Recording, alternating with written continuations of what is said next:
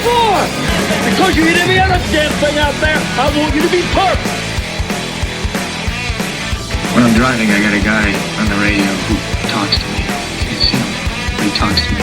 Well, I wanna be a race car driver. Pretty girls eating from my hand, yeah. Wanna live a life of fun and danger.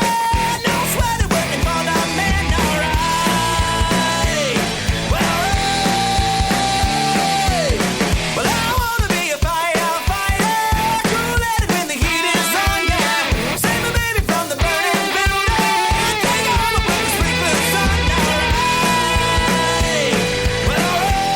No, he didn't slam you, he didn't bump you, he didn't nudge you, he rubbed you. And rubbing, son, is racing. Hey, race fans, welcome to the Hoobazoo Radio Network and welcome to Drafting the Circuits. My name is Frank Santoroski. I'll be your host for the next hour as we do an All IndyCar Show. I've got a panel loaded up with IndyCar knowledgeable people here tonight. I've got with me Richard Youden, I've got Luis Torres, Joey Barnes, and Christopher Deharde. Fellas, how we doing tonight? Good, thank you. Very good. I'm glad for more racing. All right. Great to have you all here. Now, the IndyCar fans endure the longest off-season because our season ends first. And then we almost got a season underway, but that was right when all the shutdowns happened, when we had cars on the ground at St. Pete. Even got a bit of a practice session in before everything was shut down. So now we're going to go back racing. Finally, a few months later, we should have already had an Indy 500 in by now and crowned a new Indy 500 winner. But we haven't, but we're going to start the season at Texas to an empty grandstands. IndyCar has closely watched what NASCAR's been doing with their empty grandstand races, learn all they can to try to keep everything for the, very safe for the participants and officials that are there.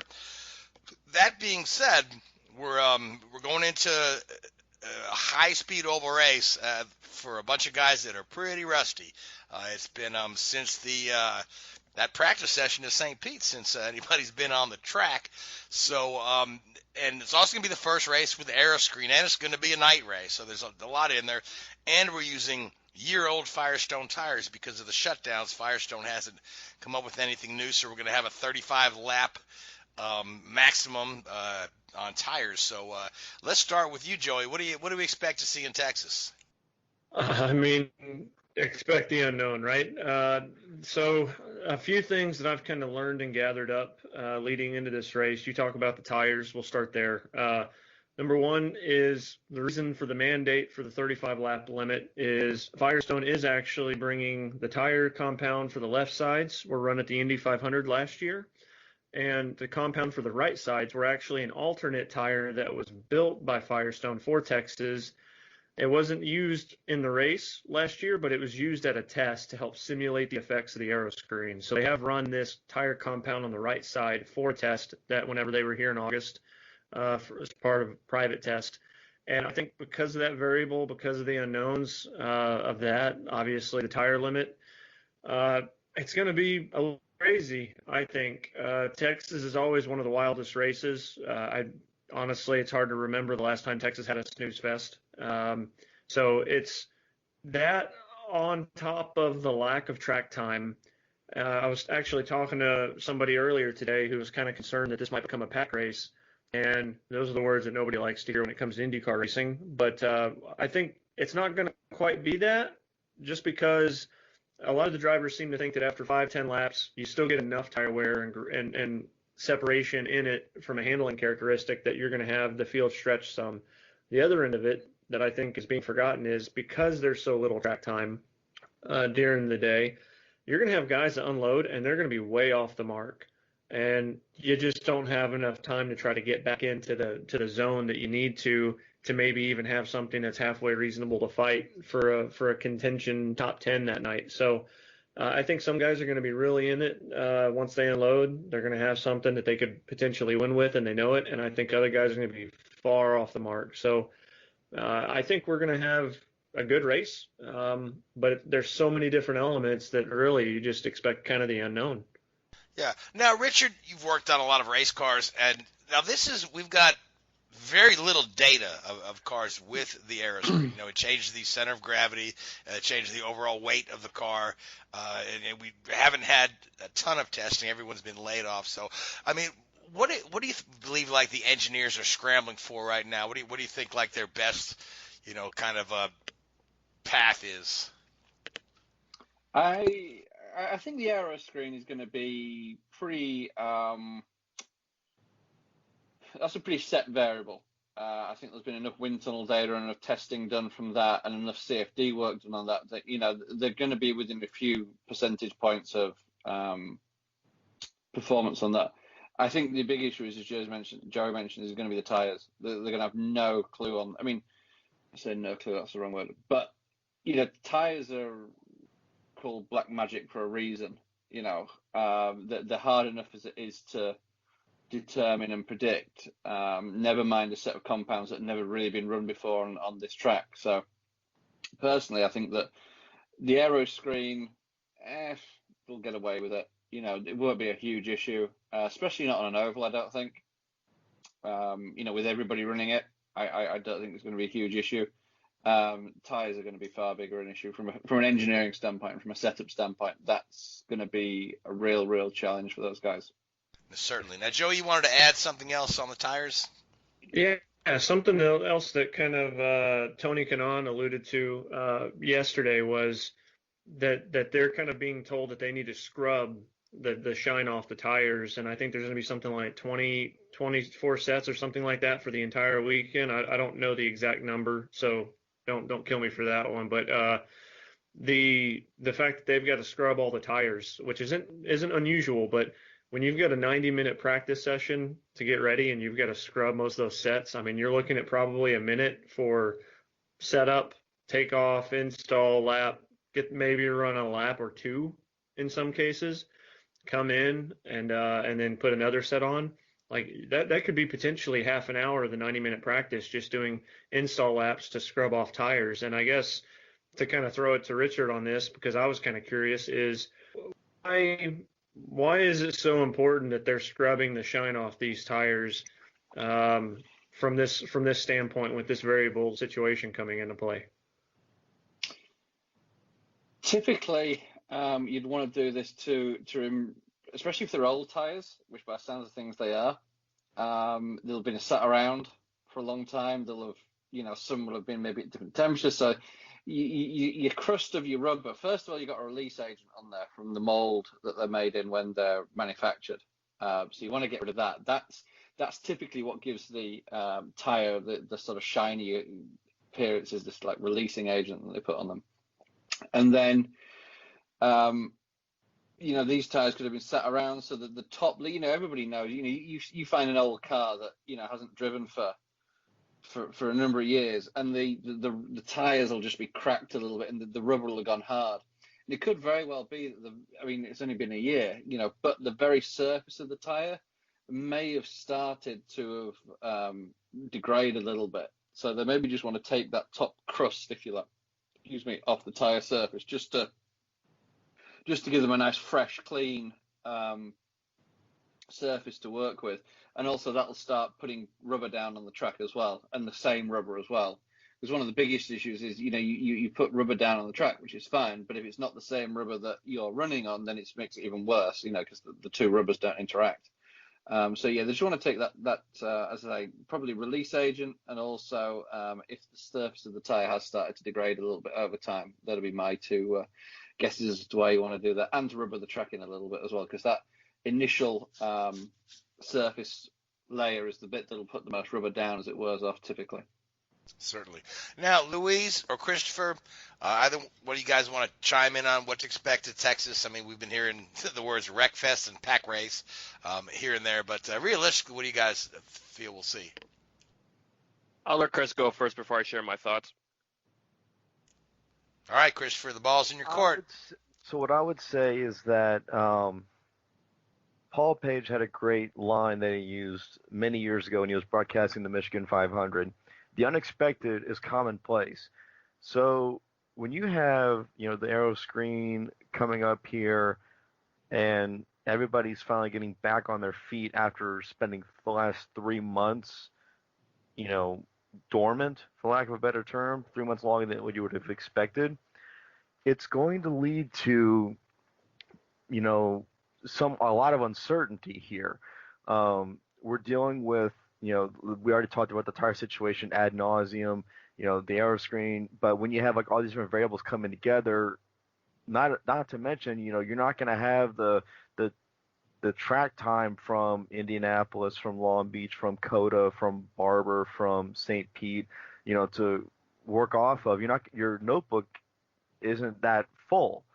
So a lot of teams are going to be going into this, blind, for lack of a better term. Am I expecting, a wreck fest like how 2017 was? No.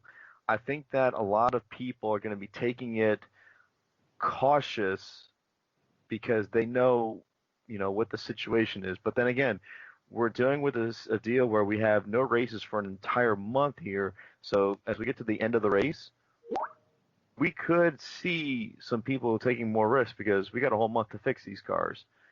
But then again, your first race with the aero screen is on a super speedway or a larger speedway, so who knows what will happen here. I'm expecting some randomness here. And certainly they shortened the race length from 248 laps down to 200.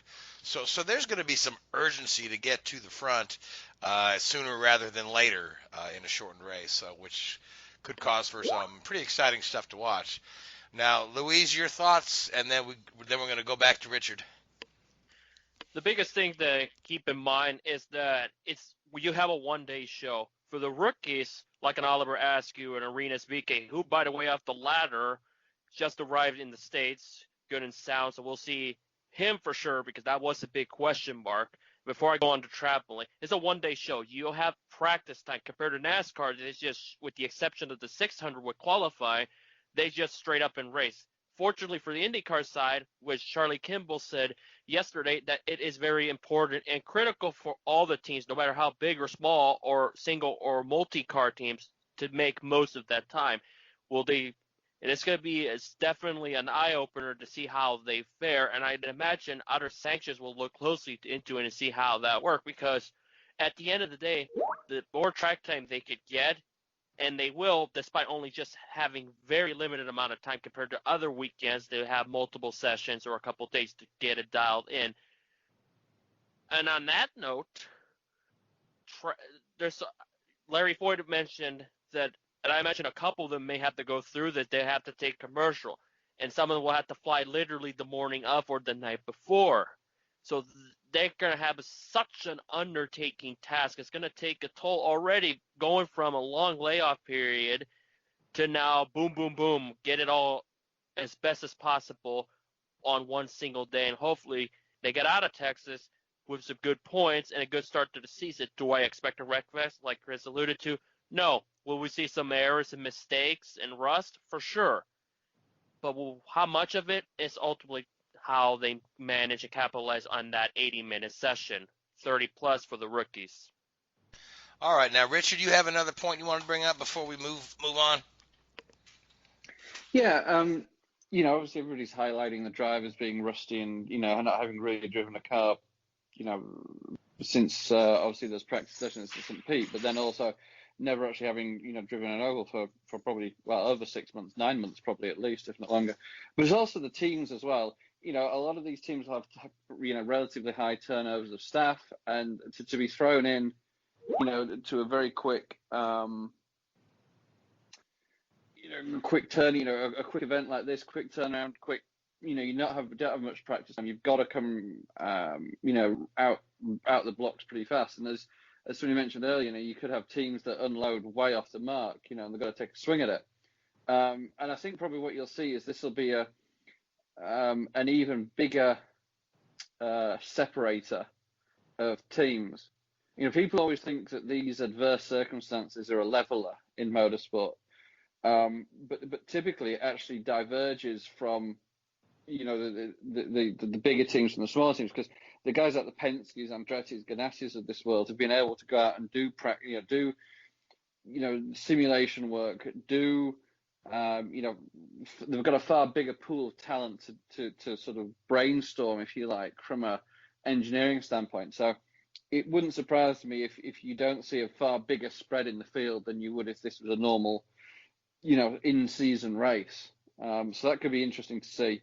As I say, I expect to see, we almost wouldn't surprise you if you didn't see like a Penske clean sweep or a Ganassi clean sweep or an Andretti clean sweep. One of these big teams just hit on it and get it right and roll with it.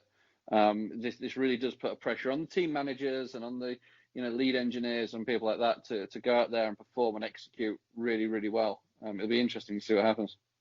Yeah, and certainly if we do have a big divide, there's gonna be a lot of lap traffic to get through as well if we've got that much of a divide. Yeah, so that could cause for some excitement. So let's all try to pick a winner for the race before we start getting into our team by team preview. I'm gonna go with a certain Mr. Willpower, who's been dynamite on ovals, and he's been dynamite pretty much anywhere. And I think he's one of the most solid guys in the series, along with Dixon. But I'm gonna go with Willpower for the win at Texas. Joey, who do you like? Get put on the spot here with these. I hate this because I know you the hate driver it. listens to this. I'll get called out for it. I'm going to say Colton Herta. He was battling for the win last year, had a ridiculous fast car, really good at adapting. He's one of the better drivers at adapting. And with this kind of varied situation and being a legitimate Andretti Autosport driver, Andretti Steinbrenner at Harding, whatever it is, driver, under the same stable, I think it'll help. But second time at Texas, I know there's a sophomore jinx, but I don't think that could exist right now. Yeah, interesting point. Yeah, I don't think that can exist right now. Christopher. Newgarden. Louise? I think Rossi will get this one. All right, that would be a very popular win, Rossi, to get this win. So let's go team by team and just kind of Richard, I'm so sorry. It's fine. Who do you like, Richard? Because Kevin Harvick's not entered, so. Richard, I'm sorry. Go right ahead, sir. It's going to be. I think it's going to be somebody experienced, with an experienced team. So, Ryan Hunter-Ray, maybe somebody like that. Okay, Ryan Hunter-Ray, yeah, good choice. Nobody picked Dixon, and Dixon's won a couple times at Texas, so that's another guy to watch, certainly. Now, team by team preview. Let's start off with the teams with the biggest question marks, which would be Carlin, Juncos, and Dragon Speed. Now, Dragon Speed to me they're like Bigfoot or UFOs. Some people swear they've seen them. Other people think they're real. But there's a lot of folks that are skeptical. And I don't mean Dragon Speed the team. I mean Dragon Speed the IndyCar effort. Last year they had 5 races planned. They made it to 2. We didn't see them after the Indianapolis 500. There were visa problems was the story.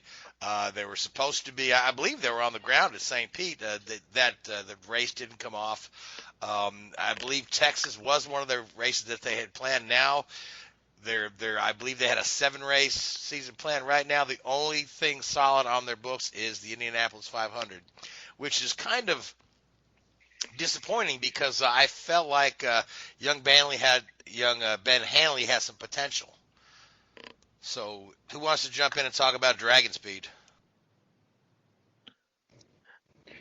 Yeah, I mean, I think that first off, and Chris knows this firsthand, is that I called them having a pretty nice month of May last year, making the show pretty solidly. So I'm still going to keep that feather in my cap for that one. But I like that team, and it's kind of like a lot of things. Like I like Juncos too, but it's just the economics of the situation are hindering everybody right now. And it's going to, gosh, if it wasn't hurting you before COVID-19, it certainly will be now. And I think Elton Julian, it wasn't just visa issues. I think there was a lot of different things happening with their sports car program, and there was sponsorship things and a lot of different elements to that led to this development with the IndyCar front.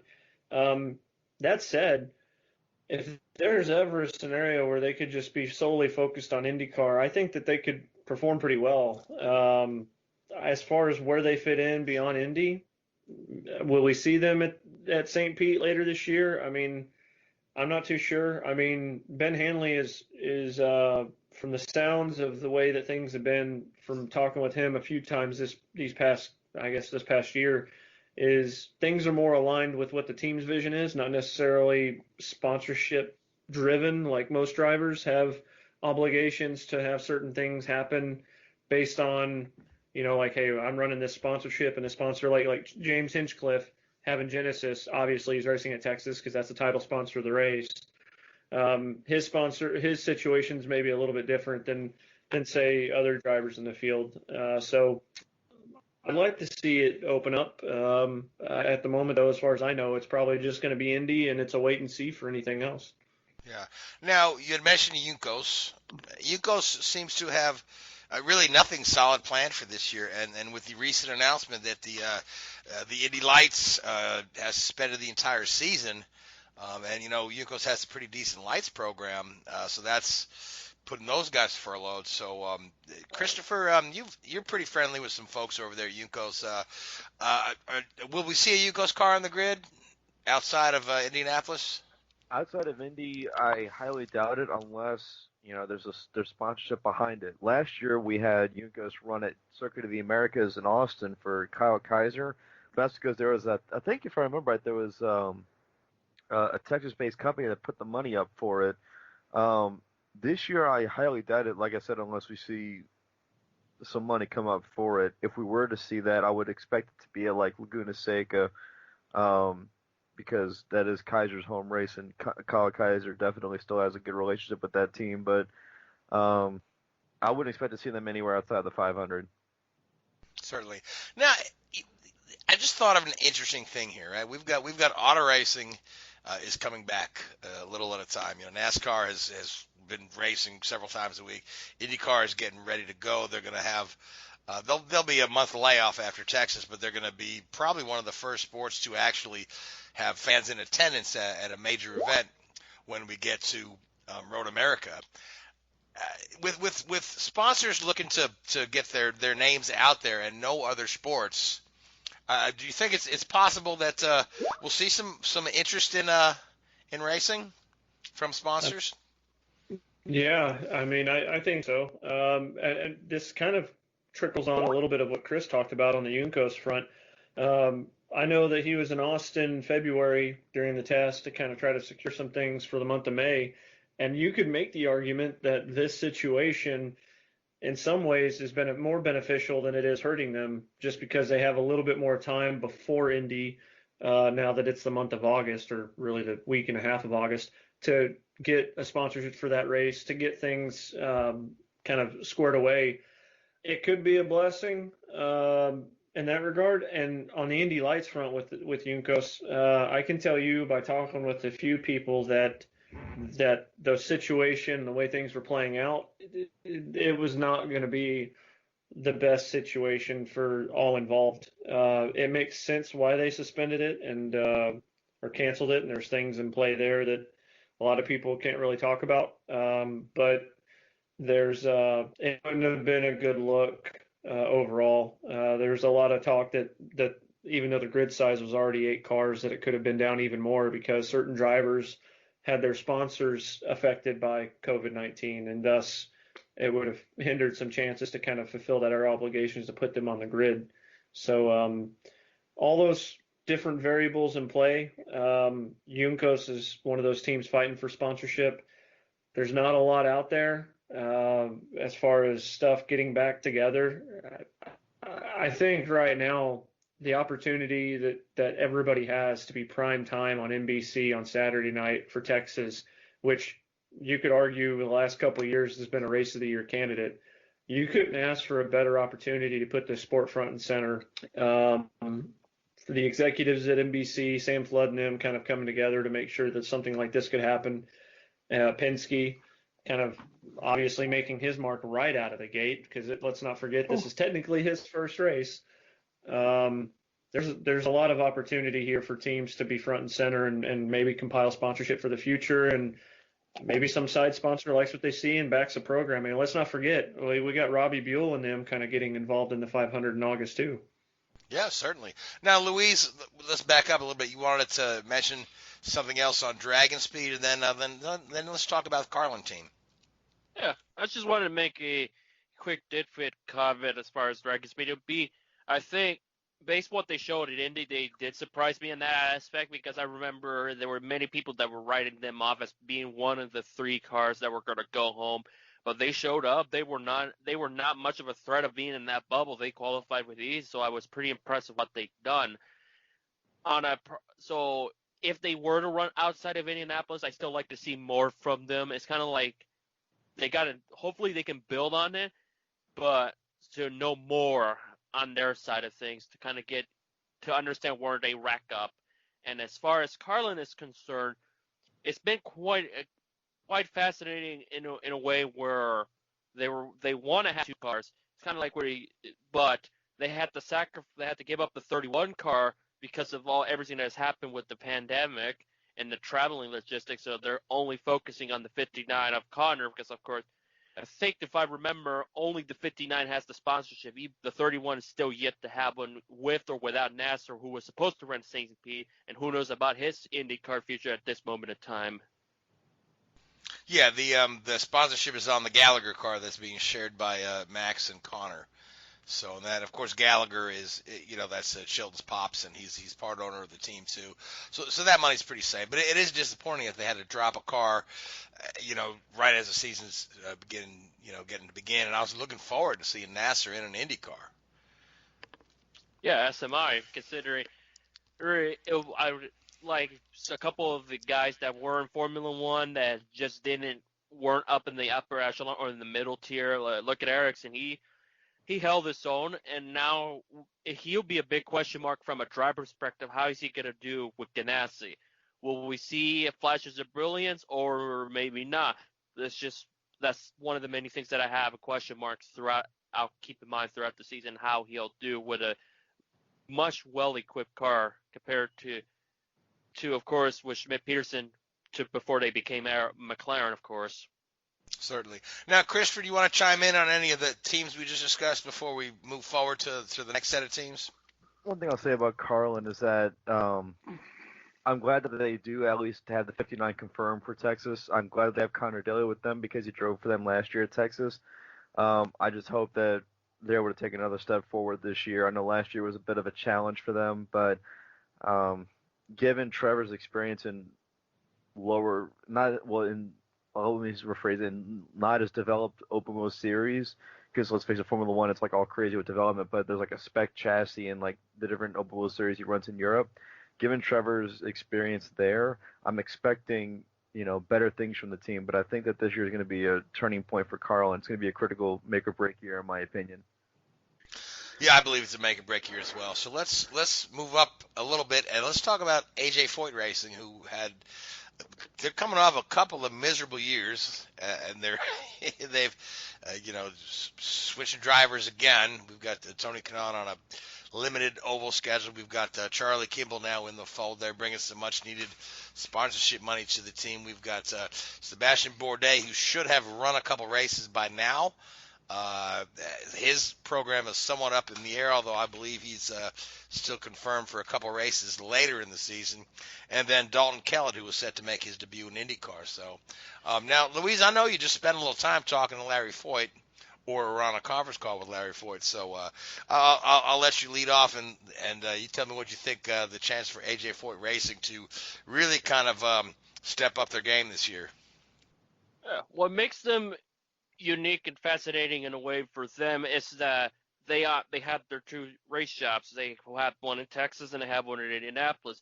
Now the challenge that they'll have is already begun, which of course, like I alluded to earlier, they have to bring the team from Indianapolis to Texas on a commercial because they don't have a seating capacity for the charter, and they have to arrive the night. They'll have to arrive the night before, and it's going to be a vital year for them. Fortunately, on the 4 team, they have Charlie and backing sponsors with Novo. I was just going to refer as Novo because I do not want to butcher the full name because that's just how I roll with things. But it's Tresiba. Yeah. Yeah, Novo Nordisk is the parent company, and Tresiba is the product. Yeah. With that, it helps because they lost a great significant amount from ABC Supply, their longtime sponsor. Larry did mention that ABC Supply will be a part of the Indianapolis 500, so they'll have that. But with the minimal sponsorships, because remember Kanaan before COVID-19 happened, it looked like he was just not gonna have a hard time. That 14 team was gonna have a hard time finding some sort of sponsorship. Fortunately for 7-Eleven, they're gonna be behind Kanaan's car, which will bring good nostalgia. But do I think they're gonna improve? We can hope by having these mixture of drivers, but with the season being much shorter months-wise, it's going to make it very, very difficult to see true progress to where I don't know where I see them. I have some pretty high expectations of what they got, because if they don't capitalize on the short amount of time and produce results that are way better than they've done the past couple of years, then we got to start questioning long-term how they're going to survive, because the sponsorships is kind of a make or break it for them at this point. Right. Now, Joey, you're pretty friendly with Charlie Kimball, as am I. I talk to Charlie quite often. How do you feel? What do you feel he's going to bring to the team here? Now, Charlie has a bit of a bad rep lately, but I believe I believe at least at the heart of it all, he's a pretty skilled and experienced driver. What do you feel like he brings to the team?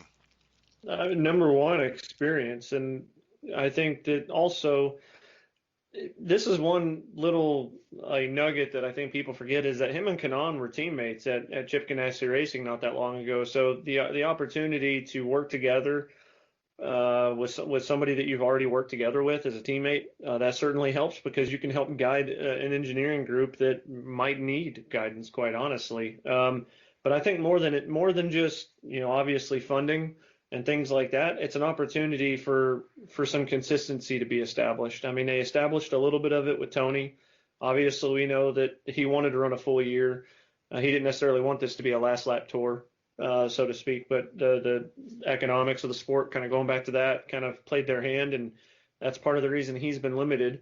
And I mean, Charlie's 35. He's been in the series now. I think this is 2011 when he started, if I remember right. So somewhere around there. So I think he brings experience to the table. He's driven with good teams. He helped build up Carlin, and I think that's something that, I know we look at Carlin and it's like, oh yeah, but like what are they doing lately?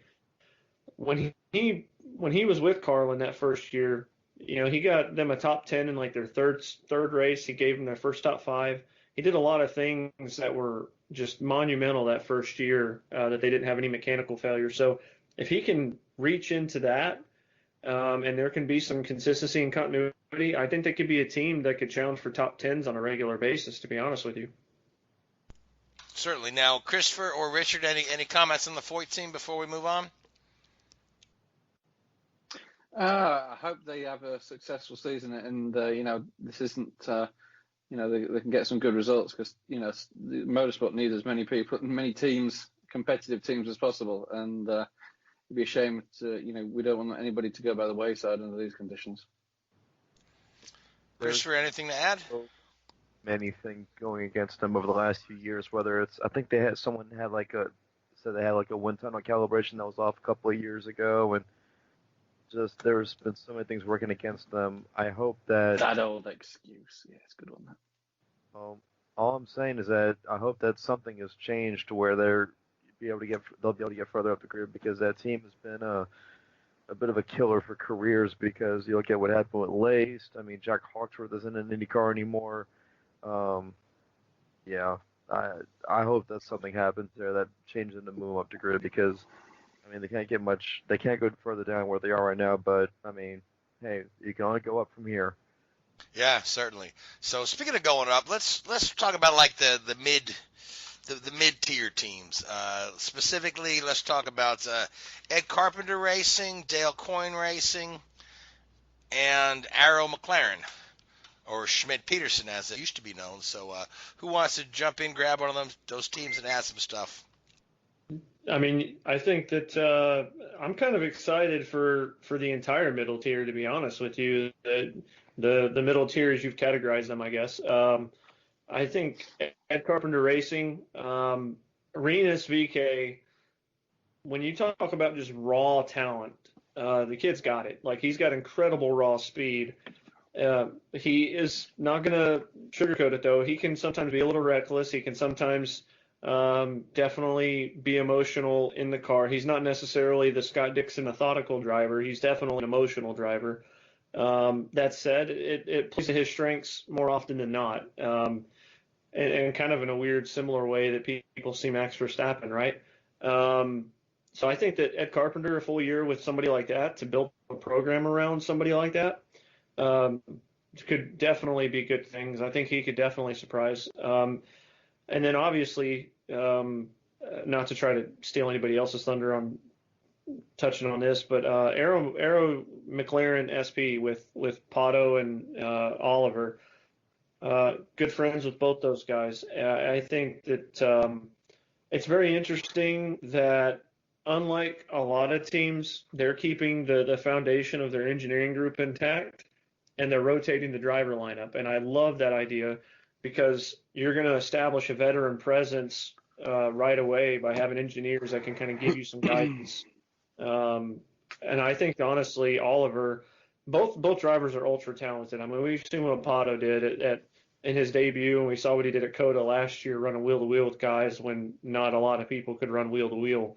And then Oliver is not too many people have done what he did in the road to Indy. And right now, like, people can say what they want about the limited grid counts and things like that, but based on how Pato's shown things, based on how Colton ran a year ago, and based on how it's delivered talents like Joseph Newgarden, who's now a two-time champion, I think Oliver Askew's cut from that same cloth, and is going to show it this year.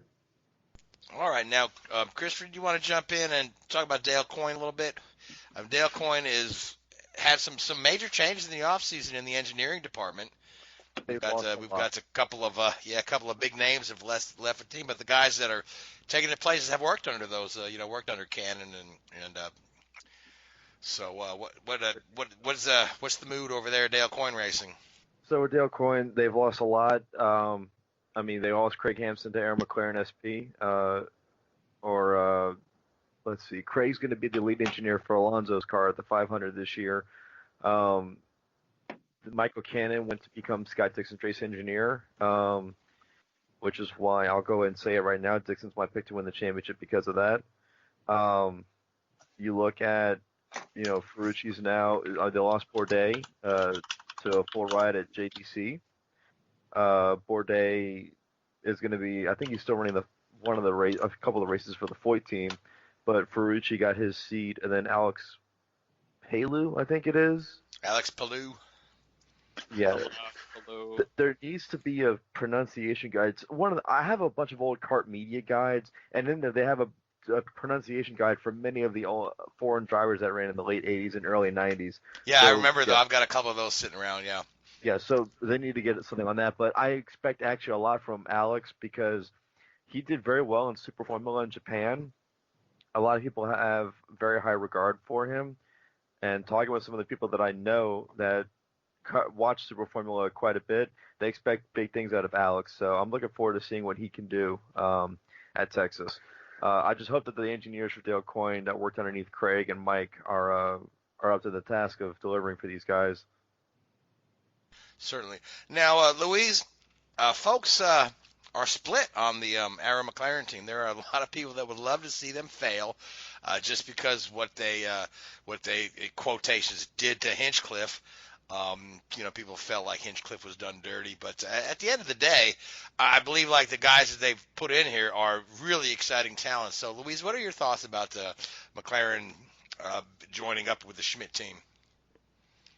It's an intriguing partnership, that's for sure. And yes, people feel that way. And also, let's not forget how some people were kind of actually embarrassed at how McLaren had executed their Indy 500 program last year. But now that they have that, they know what they've done wrong. I hope they don't have that similar mistake or just put more dedication into the pieces. I think working with Schmidt, Peterson, McLaren, of course, could bring some value so they know they can start off right in the middle instead of just doing their own thing, which, as you know, it backfired at Indianapolis. But the most intriguing thing that I'm looking forward to seeing is, of course, those two rookies. You can sort of consider Pato still a rookie, even though he drove a couple races a year ago before all the whole thing with Carlin kind of went down and kind of led to a different route for him. It's fortunate that he's back in the IndyCar realm, so we can hope finally see more out of him. We've seen it already, but we could see more for him. But the question mark that I have is having two rookies that have, which also were the last two Indy Lights champions, no less. How will they mesh? I mean, we've seen it through social media they can mesh well, but when it comes to competition, can they live up to par to prove that, hey, we're taking over, we're the future of the old and also the new? And it's just unfortunate on a Hinch part because they could use a wily veteran driver to help them out. And hopefully, if things work out, that over time that third car could bring some experience. But I think with those two guys, well, what they have, I think they'll do just fine. And of course, they have key people on that staff that will guide them, that will produce competitive cars. But once the season rolls, we'll see how much effort and dedication they've done, because that is the big thing that I'm looking at. The seriousness, the dedication, and the hard work, so they don't have to go through that drama anymore. All right, and going back to the Carpenter team, one thing we didn't mention is that we've got Connor Daly in there running the road course. Connor Daly's splitting the season. It's kind of funny, the first time Connor Daly has a full season in a couple of years, and then most of the season is canceled. But he'll be splitting his time between Carpenter and Carlin.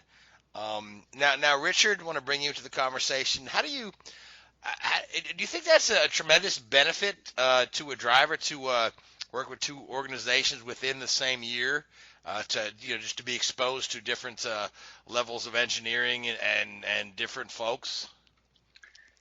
I don't know. I can't remember it ever happening before on a predetermined scale. I mean, I know guys have gone from one team to another, mid-season, but never jumped back and forth between the two. I'd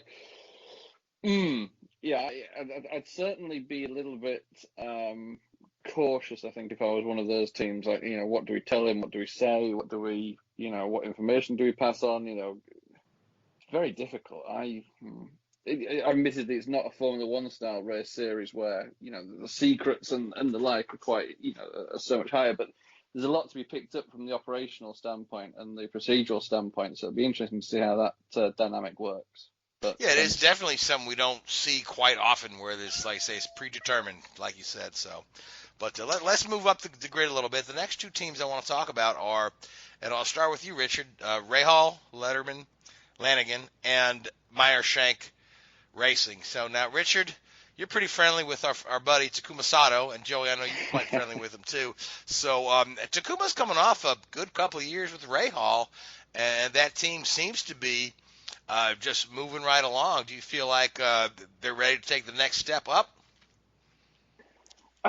You think that with some of these, the midfield teams, you got to look at it and how are they going to get to the, to be in a regular position where they beat or compete with the likes of Ganassi and Penske and Andretti on a regular basis.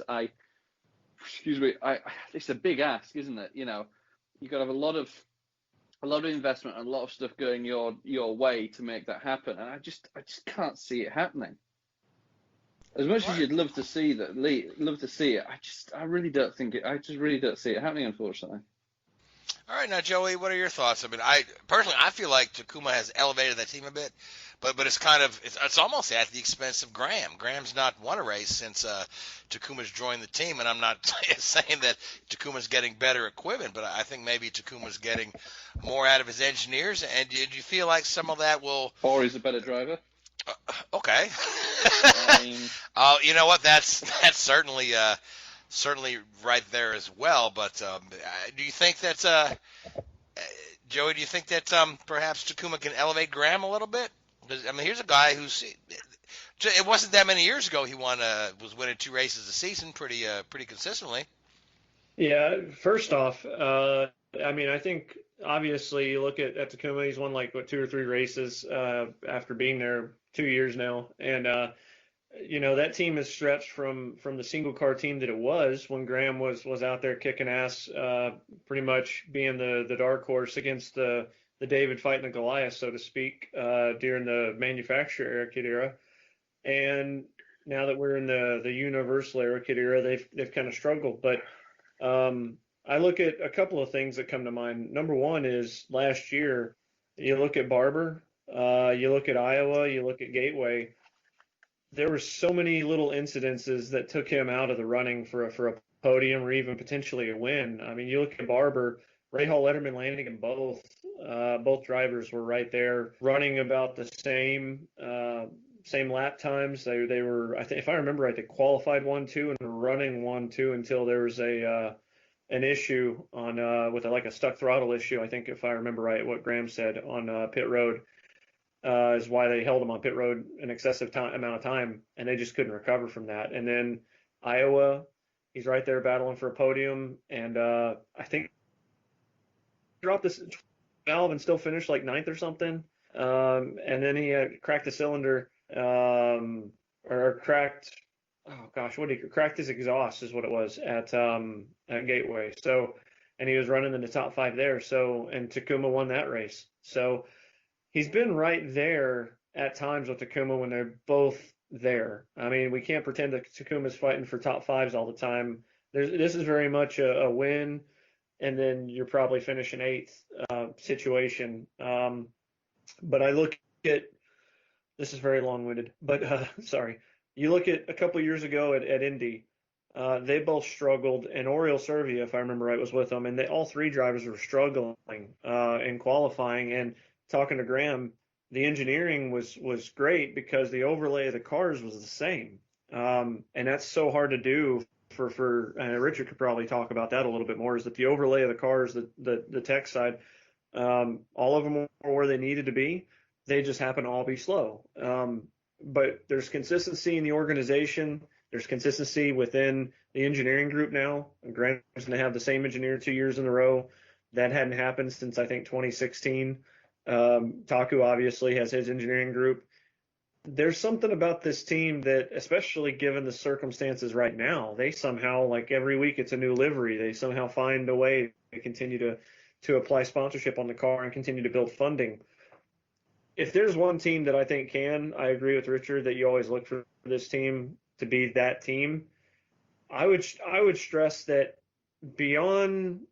prior to Felix Rosenquist, you could have made the argument that as a team, as an organization, that Rahal, Letterman, Lanigan were actually better than Ganassi. The only thing representing Ganassi was Dixon. But as a team, those two are running very comparable, whereas we've seen this Dixon, and then there's everybody else for a handful of years. So I think they can. For the whole Tony Kanaan era. Yeah, well, I wasn't going to say that. I mean, when it was Scott and Dario, it was a little more even. Yeah. I'm just throwing that out there, yeah. And I mean, Charlie Kimball even won a race back in 13. So go ahead, Joey. Yeah. No, but I mean, Texas is the place that Graham did win last, and there is something to be said for the fact that if there's a wild card, I know that Chris loves that term, but if there's a wild card in this entire season, it's those two drivers, because those are the two wildest drivers. They're savvy veterans, but they're not afraid to make the move. I mean, we remember Taku's move in turn 1, 3 wide at Indy. We remember some of the moves that Graham did to win. So if it's come down to the situation where they're in the running, they're certainly fighting and scrapping, and that's part of the reason why I think that a situation like this Saturday night could actually work in their favor, because everybody just about is going to err more on the side of caution. So if you unload and you feel comfortable, you're going to be confident on Saturday night, and you could certainly be a threat to win then. Yeah, don't forget last year at Texas, Sato won the pole, and if it weren't for that mess in the pits there, he was kind of dominating the race. And then at the end of the day, Graham was on the podium. Yeah. So I'm sure they're really looking forward to going to Texas. So now, Christopher, Meyershank Racing. Speaking of wild cards, I have these guys a little higher on my list than some, and that's largely due to their association, their new technical alliance with Andretti, because we saw how well that worked out for Colton Herta and the Steinbrenner organization last year. But Jack Harvey has really endeared himself to the fans. People love this guy. He's very active on social media. He puts out funny little videos. He puts out some serious little videos. He's got his whole little series of You Don't Know Jack, where he just kind of lets you into his life. This guy is a star in the making, and now he's got a full season. And he's he's had some pretty good runs. So, and of course, we all know, Michael Shank is very, very intelligent and really knows what he's doing when it comes to running a race team. So, Christopher, talk to us about Meyer Shank Racing. Measured opportunities. So when you look at Meyer Shank Racing, Michael Shank ran, was it the Indy 500 in 2017? And then he ran, if I remember right, I think he also ran like the last two races of that year in conjunction with SPM, if I remember right. Someone correct me on that if I'm not right. No, they were associated with SPM for a little while. All right. No, I remember that, but I think that they started in 2017 and the last two races, I think they were there. And then in 2018, they ran 6 races, including, I think, 4 of the first 5 or 6. And then 2019, they run 10 races, including, I think, the first 6 or 7 races. They've been really, really methodical in their approach to trying to get to a full season. They haven't overextended themselves, and really it's paid dividends. Michael Shank's team got a podium last year at the IndyCar Grand Prix. They've gotten into the Fast Six a couple of times in road course qualifying. They've put together a solid program, and they don't have, the big budgets like Ganassi and Penske have. They don't have a lot of the bigger facilities. They're primarily a sports car operation in IMSA with the Acura NSX GT3 program. But what they do have, like similar to Ricardo Yuga's team, is they have good people. They work well with what they have. I'm expecting good things from them. I'm expecting quite a few top 10s, maybe even a top 5 from them, because they manage their resources well. Heck, like I said, they did really well at the Indy Grand Prix last year in changing conditions. So I expect great things from that team again this year. Yeah, I would go out on a limb and say if we had the full season, that Jack Harvey would be my pick to win a race this year. With the compressed season, maybe not. It's a bit of a harder thing, but yeah. And Joey, I see you say you expect multiple podiums, as I do. I think that's going to be really a team to watch this year. So, and Louise, you agree as well. So we got about 8 minutes left in the show, and we need to talk about Andretti, Ganassi, and Penske. Are the sharp end of the grid there. Now Andretti, they're expanding this year. They're adding Colton Herta full time. Colton Herta, who won twice last year and was brilliant at a number of different occasions and had some hard luck at some others. Now Michael has done really well with multiple teams. But if you go all the way back to 2004 when he was running 4 cars and all 4 drivers won races, he hasn't experienced that same level of success across the board. Particularly, it seemed like that team began to struggle about the manufacturer AeroKit era, and they really haven't rebounded to. They haven't won a championship since 2012. They have won several Indy 500s. And Rossi came close to a championship last year, but at the end of the day, he was too far behind. But we've not seen Marco anywhere near a victory lately. Zach Veach has struggled mightily. Hunter Ray has had flashes of brilliance and flashes of mediocrity. So, Joey, let's talk about Andretti. Yeah, let's talk about him. So I think the obvious is, without trying to get too in depth with a few of these guys, is Alexander Rossi, championship contender, going to win races this year. Colton Herta, same thing. I expect a lot of big things. I don't expect a sophomore jinx from him, obviously, since I just picked him to win Texas. And then you get to Ryan Hunter-Reay and Zach Veach and Marco. I think that Veach had some very, just awful. You talk about a sophomore jinx. He had it last year. He said that he wasn't necessarily having fun with his driving. He's kind of refocused that. He's had a little bit of an extended offseason to kind of refocus that a little bit too. So I actually think that he'll be better.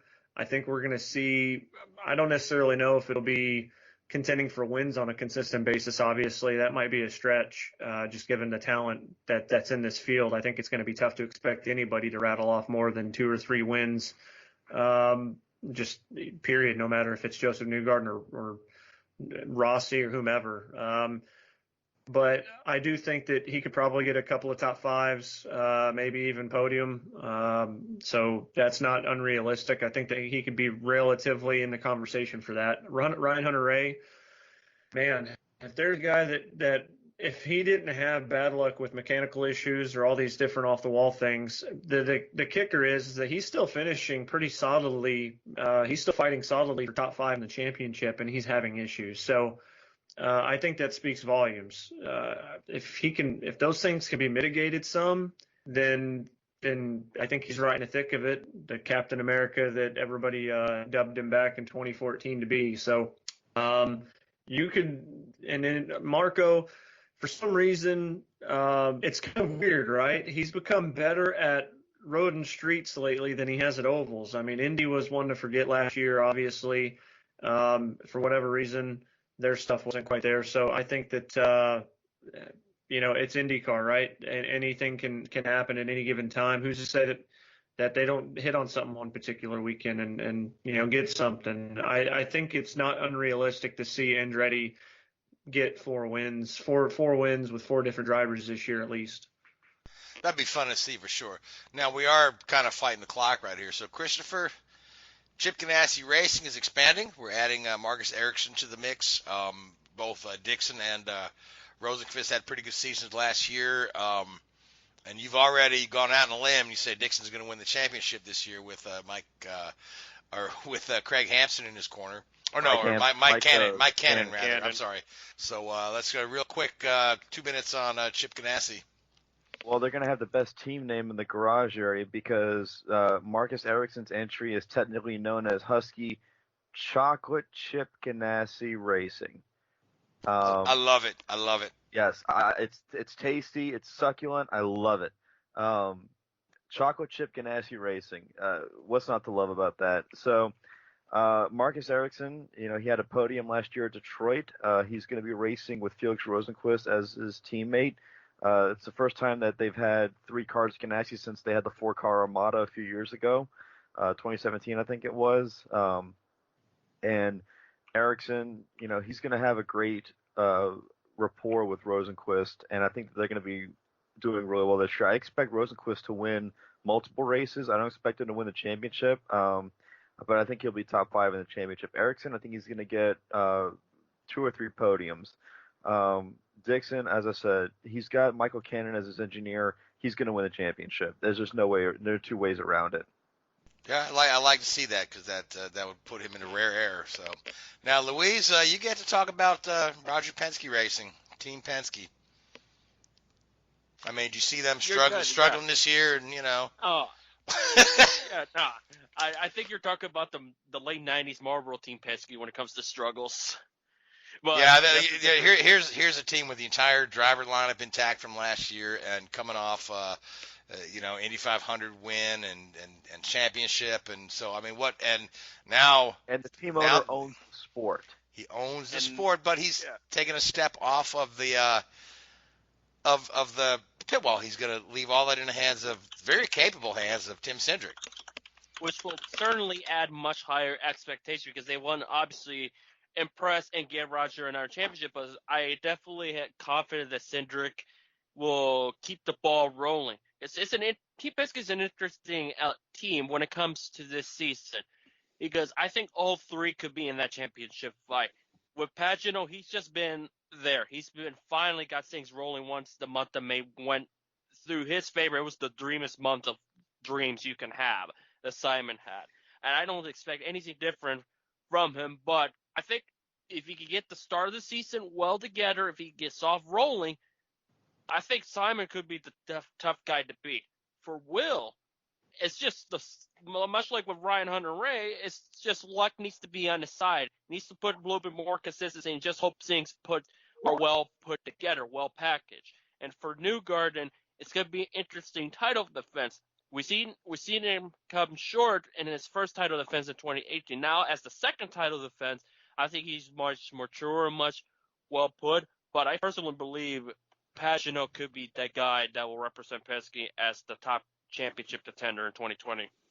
All right, good stuff. So we've got about a minute left. There are a couple of other smaller teams on the grid. Some of the Indy-only entries. Adrian Reinbold is going to have Sage Karam at Indy, and then he had a couple of other races slated. One of them was Toronto, which was scratched. I believe we might see Sage later in the season. Robbie Buell's putting a team together, and with Spencer Pigot, I believe, for a couple of rounds. But that being said, we are out of time, but let's take a minute, go around the table, and everybody predict your champion for the year, and then we'll just revisit this at the end of the season, which is going to be in October. Hey, we've been looking forward to that season that stretches into football season, and we're finally going to get that this year. But now, Christopher, you've already picked Dixon. So, Richard, who do you like for the champion this year? Oh boy, Willpower. Willpower, okay. Now, Louise, are you sticking with Pagenaud, like you just said? Yeah, I'm sticking with Pagenaud. The dark horse will be Colton. Okay, now, Joey, who do you like for the championship? Rossi. And Joey, I'm going to agree with you, and I'm going to say Rossi brings it home this year and wins that championship with a staunch battle from the Penske guys. But I think Rossi's time has come to finish on top, and our time has come to end the show. But I want to thank you guys. It's been really enjoyable just talking about nothing but IndyCar, and it's been, like I said, to all my IndyCar fan friends, it's been an enormously long wait since we raced last. So really looking forward to the action in Texas on Saturday night. Hopefully the rain will hold off, and the weather will be great. Hopefully the racing will be spectacular. And then from there, we'll be on the Road America for not one, but two races on one of the most beautiful and scenic racetracks in the world. But until then, I want to thank you, Joey, Richard, Louise, and Christopher. Guys, thank you so much. I want to thank the Hoobazoo Radio Network, iHeartRadio, Spreaker, and Google Podcasts. And I want to thank all you folks that listen to us every week. Up till next week, good night. WHOOBAZOO, that's Hoobazoo.com. Enter website, enter website, enter website, enter website.